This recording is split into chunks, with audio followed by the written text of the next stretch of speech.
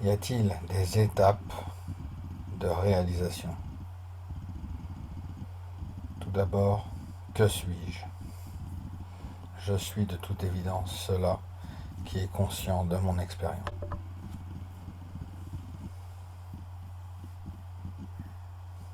Je suis conscient de mes pensées, je suis conscient de mes sentiments, je suis conscient du bruit des vagues, de la vue de la mer, je suis conscient du goût du thé, je suis conscient de la vue de cette pièce, je suis conscient, je suis conscient, je suis conscient. Imprègne toute expérience, à jamais présent dans toute expérience.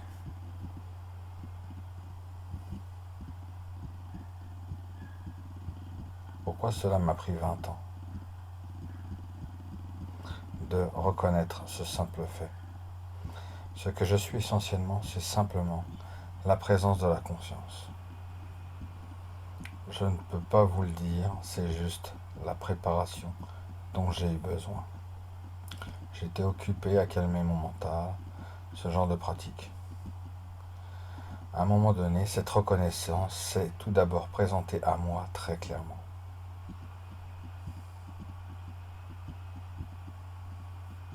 Simplement, je suis cela qui est conscient de mon expérience. Cela par lequel toute expérience objective est connue.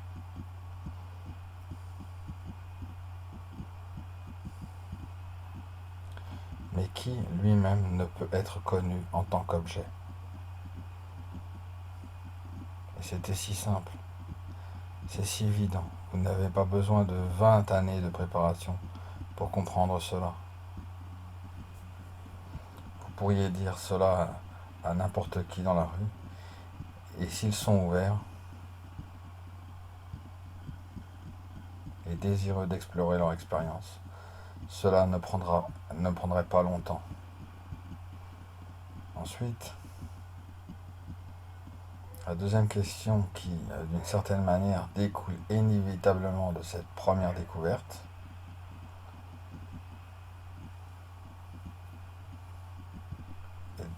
d'accord, ce que je suis essentiellement est conscience. Mais quelle est la nature de cette conscience?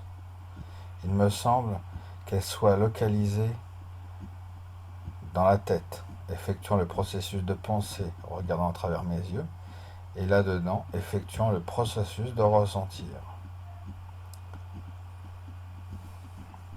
Donc la deuxième exploration n'est pas aussi directe que la première.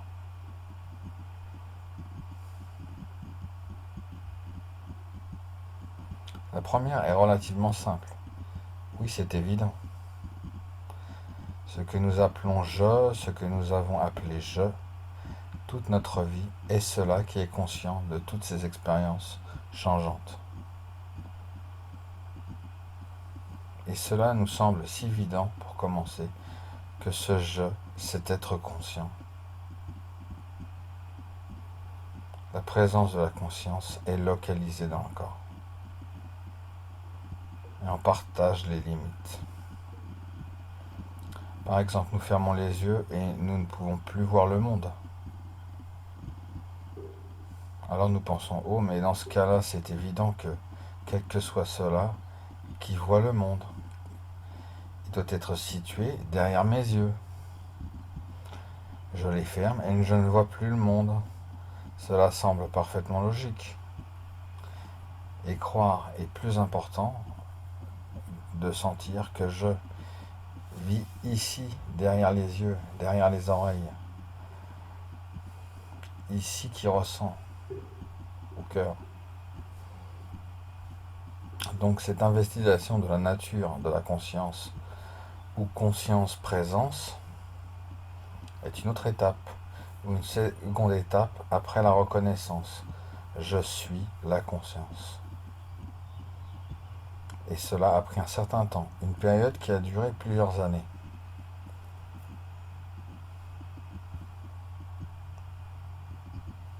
Lorsque j'ai rencontré mon maître, la première fois, il y avait cette très intense. J'étais impliqué, vous savez, à chaque moment de libre que j'avais, d'exploration. quelle est la nature de la conscience par laquelle je connais mon expérience. Il semble qu'il y avait des preuves du fait qu'il soit temporaire et fini.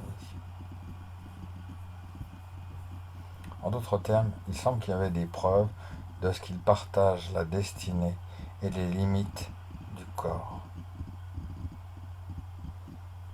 Mais lorsque je recherche cette preuve, lorsque je regarde cette expérience non objective de simplement être conscient,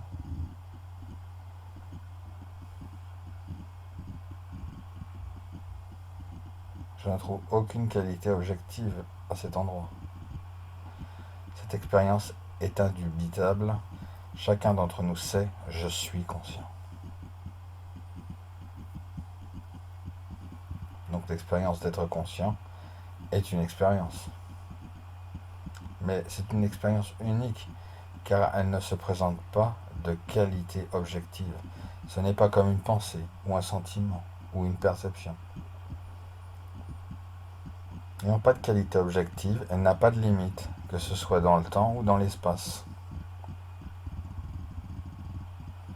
Donc ce que je décris maintenant, je le décris de façon rationnelle, mais la découverte est une découverte expérientielle, que ce que je suis essentiellement. Le connaître même qui connaît en ce moment toute cette expérience en lui-même, sans limite. Et ça, c'est se libérer du sentiment de limitation. À la fois dans le temps, c'est-à-dire se libérer de la croyance « je suis né et je vais mourir ». Et se libérer des limites de l'espace, c'est-à-dire « je ne suis pas fini, je suis infini ». Et la conséquence expérientielle de cette découverte est que je n'ai besoin de rien, je suis complet. Je suis comblé en moi-même. Et cela met fin au sentiment de manque. Alors ces deux découvertes, je ne suis pas localisé dans le temps. Je n'apparais pas, ni ne disparais. Je ne suis pas né et je ne vais pas mourir. Cela met fin à la peur de la mort. Et cette découverte que je suis complet par moi-même, je, conscience, n'ai besoin de rien. Du mental, du corps, du monde, cela met fin à notre sentiment de manque. Et ce sont les deux sentiments essentiels qui définissent le soi séparé, la peur de la mort et le sentiment de manque. Et c'est toutes les activités du soi séparé imaginaire, ont pour objectif de dissiper le sentiment de peur et combler le sentiment de manque. C'est tout ce que chaque personne qui croit être un soi séparé est en train de faire dans sa vie. Donc cette reconnaissance que ce que je suis est à jamais présent et n'a pas de limite procure de nouvelles bases à partir desquelles penser, sentir, se relier, percevoir et agir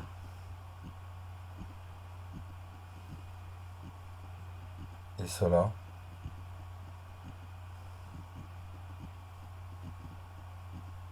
la découverte, je suis la conscience, est une découverte.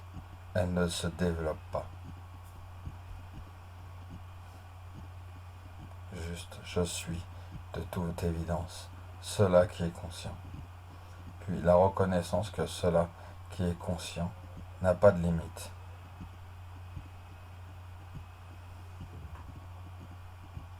Est également une expérience non objective. C'est une reconnaissance. Ou bien sûr, c'est si évident.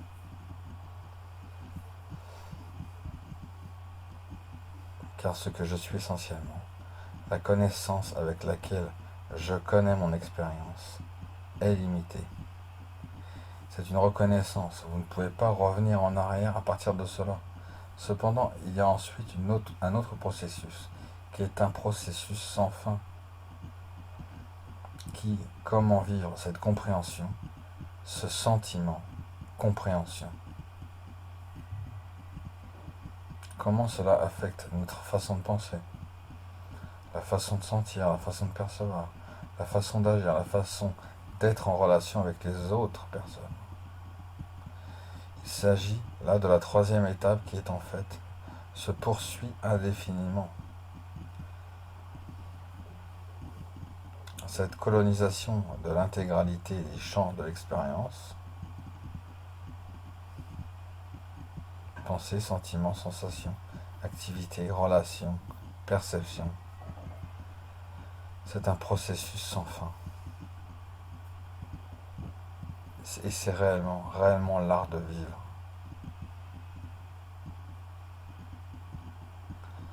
C'est de vivre la vie, tous les aspects de notre vie, d'une manière qui soit cohérente, avec cette compréhension et qui en soit une expression